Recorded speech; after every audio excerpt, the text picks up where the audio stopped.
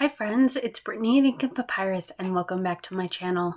Spring is well upon us. Things are blooming like crazy around me and colorful inspiration can be found for our junk journals in every corner. Today, I am going to walk you through the painting of several different gorgeous flowers. Some of these I found online and some of them I found in my neighborhood and was bound and determined to paint them. These will look magnificent painted directly into a junk journal or onto watercolor paper in a sketchbook, or to eventually cut up into pieces of ephemera for your journal. So as many of you know, I've been playing around with watercolor paints lately. It's something that I'm kind of still uncomfortable with, but the only way to get comfortable with something is to do it and experiment with it. So that's what I've been making an attempt to do. Today, I'm going to walk you through a step-by-step process where with just a couple of lines and shapes, we're going to put some sketches of flowers down and paint over top of them. Recently, the flowers I've been painting, I felt like are kind of flat, one-dimensional, and I'm not really happy with them. And this is going to be a very easy tutorial. I'm still one of those people who can't paint or draw, and yet somehow the flowers turned it out astounding. And that's what I'm going to be helping you do today. If you are an artist or a watercolor aficionado, you may just want to skip ahead to the next video. This video may pain you at times, but for those of us who are still learning and still feel like our skills aren't up to par, this is going to be a beginner's very easy tutorial, and you're still going to come out with some gorgeous looking flowers. So as you just saw, I am breaking in a new sketchbook and I am really excited to be doing so. When I say new, I mean this is my first ever sketchbook. I've never had a sketchbook before. I never felt the need, and now that I really want to practice and up my game a bit so that I can create some beautiful ephemera to put in my junk journals, I do have a sketchbook. The other thing I'd like to point out is even though these flowers in my sketchbook I think are nice and are a step up from what I have been doing, the ones that we're going to do in real time together, I think with just a couple of adjustments turned out even way better. Just like anything else, it's all about practice and repetition. Okay, so let's get to it. Because I want to take these and use them as journal cards in my botanical junk journal I'm working on, I am going to actually use removable watercolor paper instead of my sketchbook. They're both pretty decent quality, but I got them for cheap. They're nothing fancy. I think I got them off of Amazon. Okay. So I'm going to first start by just cordoning off the page with some washi tape. I find that things are so much less intimidating if you kind of know the size of the area you have to work with and you've condensed it down to a manageable block. I don't know, it's a mental thing, but that's just what I find. We're going to start this hibiscus by just drawing one single large circle, and then a smaller circle in the middle, and then we're just going to draw a line down and across, okay? You're already halfway there, I'm telling you. This is so easy, I promise you can do it. You may be tempted to paint these outright, but I promise do a little sketch ahead of time. It will be well worth your time. Some people have a natural eye for depth and perception. I don't, and I think that's why learning how to paint or draw anything has been so difficult for me. The idea though of drawing little lines and little circles and going from there has really totally changed things for me. You want the petals big enough that you fit 5 or 6 petals in the circle. That gives it that nice fat petal look that the hibiscus has. You're just going to draw a petal that extends all the way out to that circle and make the edges a little bit squiggly, okay? And then you're going to bring it on into the center. And the next petal, you're not going to start at the center. You're going to start next to, or you're going to start on the petal next to it, and then draw it in the center. And the next petal, you're going to start on the top of that other petal and bring it into the center. I hope that makes sense. When you're done, it's kind of going to look like a wheel, and that's what you want. If you have petals that are different or have little, quirks, like perfect. That's how you find things in nature, right? They're not all made to be symmetrical. So don't worry if you have little, mistakes or whatever. I promise you, watercolor painting is really forgiving, and we are going to get rid of our pencil lines at the end. Which reminds me, the one thing that I wish I would have done differently and that I know to do for the future is don't make really dark marks with the pencil. If you have to erase really vigorously, it will fade the brilliance of your paint. So just make really, really light marks. I promise you'll still be able to see them when you go over the watercolor. And also get yourself a really good eraser. Just a little eraser on your pencil probably isn't going to be enough. Get yourself one of those fat pink erasers that you had in like the 3rd grade. They are worth their weight in gold. I'm not going to lie to you, I don't even know what this flower is called, so I'm going to call it a miscellaneous oblong flower. First, you're just going to start with a teardrop shape at the top and then draw a line down. That's going to be the center of the flower and the stem. Then halfway down, you are going to make an oblong circle, and just make sure it's a little bit, it's more like it should be an oval as opposed to a circle. And then we're just going to draw a line straight through that and then make a little circle to be the bud where the lines intersect. And as you can see, the concept is the same. We are going to go ahead and within the oval make our flowers from the bud to the edges of the circle. And this flower definitely has some nice depth to it. The petal should be kind of sort of like the hibiscus. The petal should be kind of fat and flat at the edges. If you want to give your flower even more depth, try placing that center bud down closer to the bottom so that the petals at the top are a little bit longer in the oval and the petals at the bottom are a little bit shorter. You can create flowers that look a little bit differently just by changing how wide or how large the outer circle is as opposed to the inner circle or where that inner circle is positioned. We're going to draw a little line to have the leaf branch off of, and then we're going to make the top and the bottom of that leaf a little sawtooth and jagged, and then draw another little line underneath it. That's kind of the belly of the leaf to simulate it kind of folding up. Some of the depth and dimension that you will get, you will see come to life when we actually start filling in the flowers with our watercolor paints. Next, from that teardrop thing up top, we're just going to make a couple lines and a couple circles, and I wish I would have looked up the name of this thing. I don't know. It's a really unique looking flower, but by making those little lines and circles, we're just giving that little bud thing that comes up at the top a lot more character. You can add as much or as little detail here as you want. You may just choose not to sketch these and just basically create these little buds with your watercolor paints or a black marker after the paint is dry, and that works too. Spoiler alert, I have no idea what the name of this flower is either, so I am calling it the Petal Pusher flower.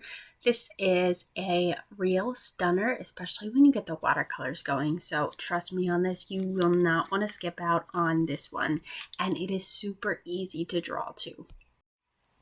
So we're starting with what kind of looks like a heart, and we are extending 2 lines down it to create the stem. Then all we're doing is off this little heart, we are drawing a leaf on each side. Then we're just drawing 2 shorter, stouter petals, one on the left side of that little bud and one on the right. All right, super easy. We're just drawing a petal that extends from that left bud and the right bud. Then draw your cute little center bud.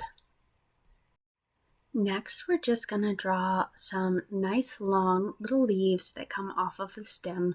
I decided that the one on the right, I kind of wanted it to be kind of tilting upside down.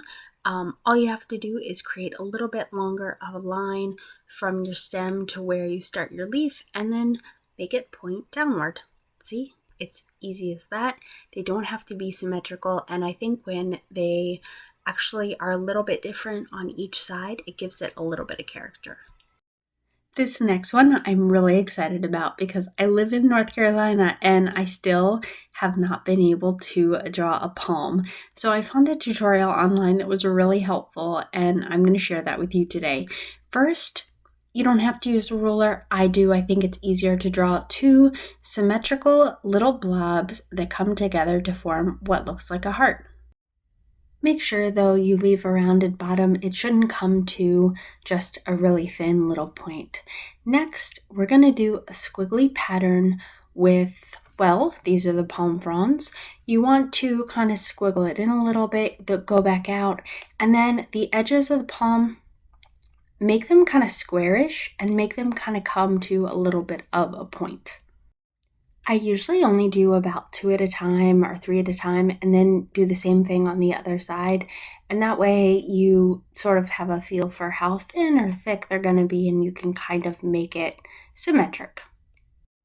Make sure you don't bring the leaves of the fronds in too much when you're going back in, or else it's going to look kind of ratty. I've made a couple of ratty ones. Just don't go in too far. You're going to make the fronds come in at the bottom to a point, kind of make it look like a leaf, basically. Finally, for the last step, we're going to add little veins.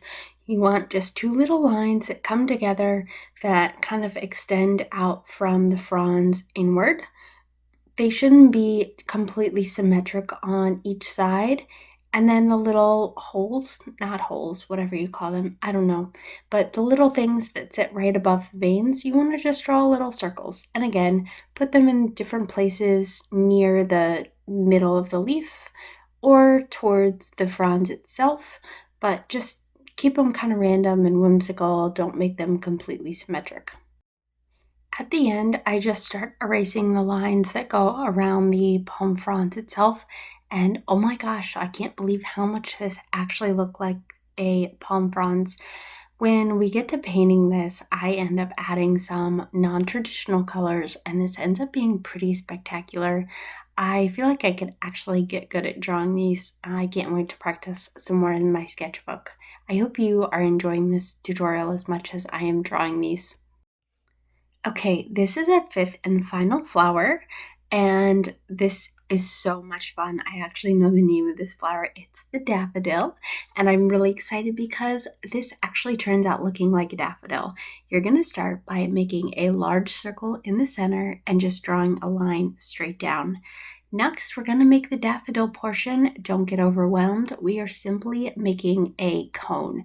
So you're going to draw like a little, what looks like a C, and then extend 2 lines out that get a little bit progressively wider as you go.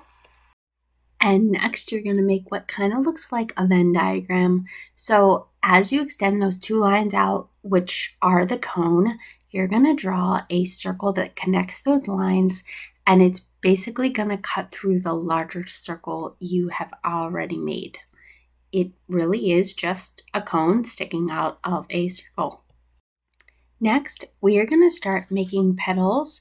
You're going to start with a petal that is attached to the cone, and you want the petals to kind of come to a peak, and you want them to all be attached to the cone itself, and you want to keep them within that larger circle.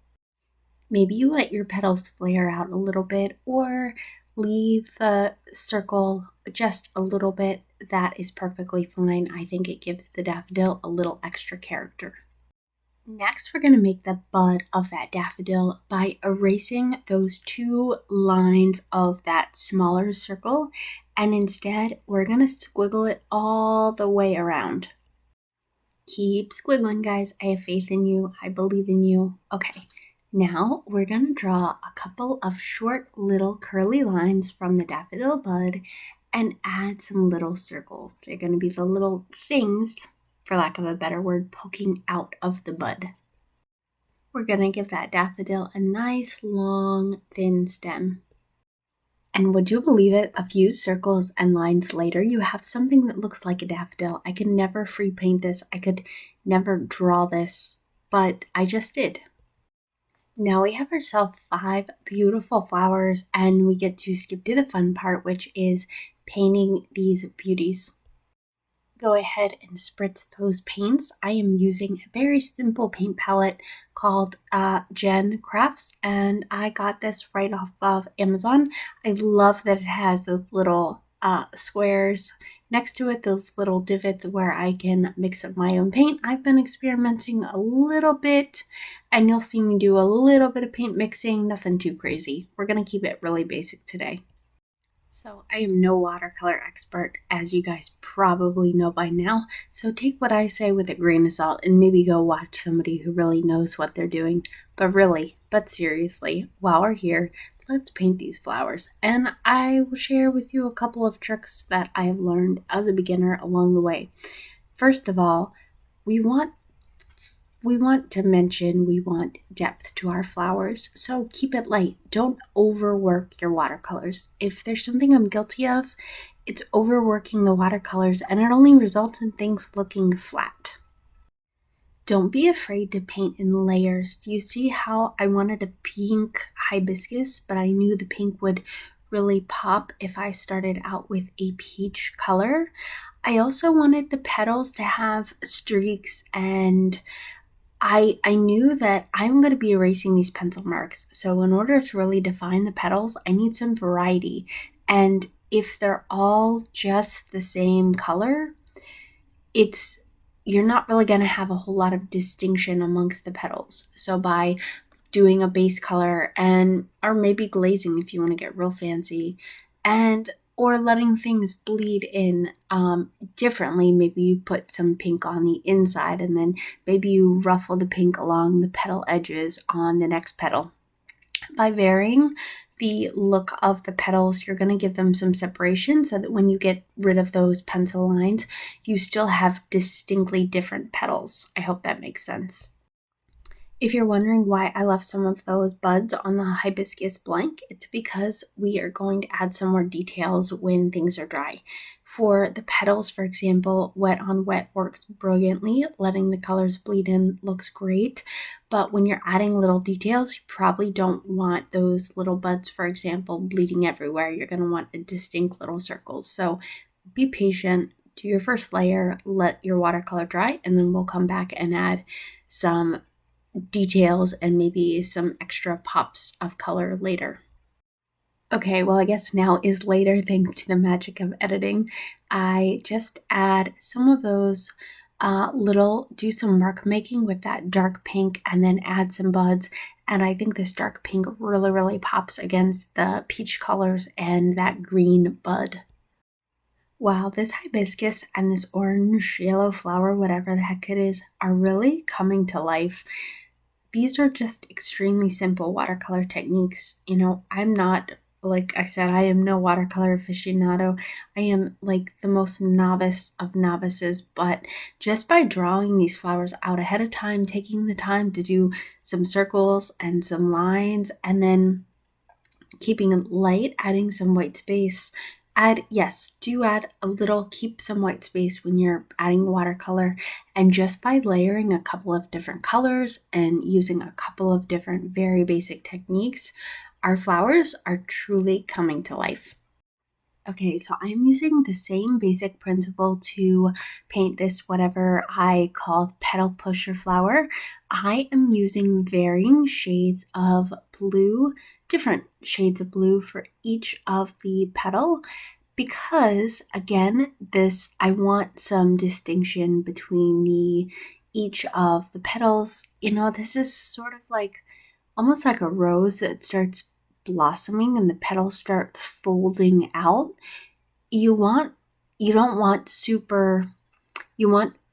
colors on the same sort of spectrum, but you want differentiation, or else it's going to look probably pretty flat. And you're not going to be able to get rid of those pencil lines. Now, if you do want to go over your pencil lines with a pen, that's totally fine, totally up to you. Some of these flowers I do end up going over the lines with my black calligraphy pen. I think it looks really nice, but I don't like to do that for all of the flowers. So if you want some distinction, make sure you're leaving a little bit of space, a little white space in between each of the petals. Don't necessarily connect them together unless that's the look you're going for. And then go ahead and paint each petal a different color blue or a different color pink. Now, there's a pretty dramatic difference in the shade of blue that I'm using. You may not want to have the contrast be that stark. The other thing you can do is if you want different shades of a color to jive together to work, try putting, for example, that like pale blue. Put that pale blue in 3 little palette divots and then mix a little bit of a different color in with each one. And then you'll have 3 different slightly shades of blue that work brilliantly together. So after my first layer of paint dried, I realized there still wasn't enough contrast necessarily in between the petals that I wanted, not enough differentiation. So I went over the petals with this darker blue color, and I didn't want it to look like it was just outlined haphazardly with the pen. So after I outlined it with a darker blue, I just kind of softened it by adding a little bit of water and smudging the lines around a little bit. I love the way this looks. I went a little off the rails and started adding some blue to the stem and the leaves, but again, adding a little water really kind of helped soften the blue up, and it really jived well with that light green. Onto this palm fronds, which I am absolutely loving. I don't know what took over. I never would have imagined that I would start putting some purple into this palm fronds, but it worked so well. I could not be more obsessed. I added some purple hues to the veins that I drew because, I kept trying to put like this darker green over where the veins, like to differentiate the veins, and they weren't popping. And so I said, screw it, and just started painting some purple. And oh my gosh, like I love this. I can't tell you how much I love this. If you're feeling frisky and want to work in some kind of odd colors to give it some contrast that you don't think would normally work terribly well, maybe do it while your painting is still wet. And I say that because it allows that stark contrasty color to bleed in, and it kind of softens it a bit instead of it being like a sharp defined edge. Does that make sense? The other thing I did to really give this palm fronds a nice strong look was to go around the fronds themselves with this darker olive green color, and man, it really, really makes the palm fronds pop. This palm fronds in my sketchbook was done just a couple of days ago, and I've drawn and painted a couple of palm fronds since then, and I can't believe how much it's evolved just by practicing a little bit. I am so proud of my progress. The other important thing to point out is just when you draw and paint larger objects, you just have more opportunity to add some details, some depth. Just a thought. Wow, are we already at the end? We are at the end. We are painting our 5th flower, the daffodil. I start by using a wet on wet technique. I knew I wanted to bleed in some different orange, yellow hues and really give it that oomph. And so I started with a wet saturated page, and I just went from there. So I didn't take my own advice and tried to add a bit too much detail while the daffodil was wet, specifically too much detail to the bud, and it ended up really browning it up. And you know what? At the end, I ended up adding, some more bright colors to kind of make things pop once everything dried. And I did like how this came out. There was still too much brown for me. I wanted this to be a really bright flower. and I mucked it up because I was being very impatient. So take my advice, do this in layers, and if it requires you, painting a whole host of flowers so you have something to do while the first one dries, do it like that. You don't have to add grass and stuff to your painting, by the way, but I kind of wanted to. I felt like the daffodil was just a little bit lonely hanging out by itself, so I added some grass, I added some weeds, and what ultimately I think are probably just little poppy plants or maybe little wildflowers surrounding it. Yeah, we'll call them wildflowers. All I did was just pull up a little bit of that green paint, add some browns in there, gave it some texture, and just dotted some different yellow and red and orange buds, and I think it complements the daffodil perfectly. I felt like there was a lot of brown in the bud, and I wanted to just go ahead and balance things out, so I went around the petals with a little brown kind of mahogany sort of mixture, and all in all, I'm pretty satisfied with how this turned out. Like I said, you don't have to, but I chose to add a little bit more detail with the black calligraphy pen on some of my flowers, and other flowers, I just left it alone as is. When you're done, get rid of those pencil marks, be gone with thee, and you are left with some beautiful flowers. I can't wait to cut these up into journaling cards and put them in the botanical journal I'm working on. Thank you so much for coming along with me on this ride. I hope you are less scared about drawing and painting. And if you are and you drew and you painted something, please drop me a comment and let me know if you found value in this. Please hit that like and subscribe button. And I can't wait to see you the next time.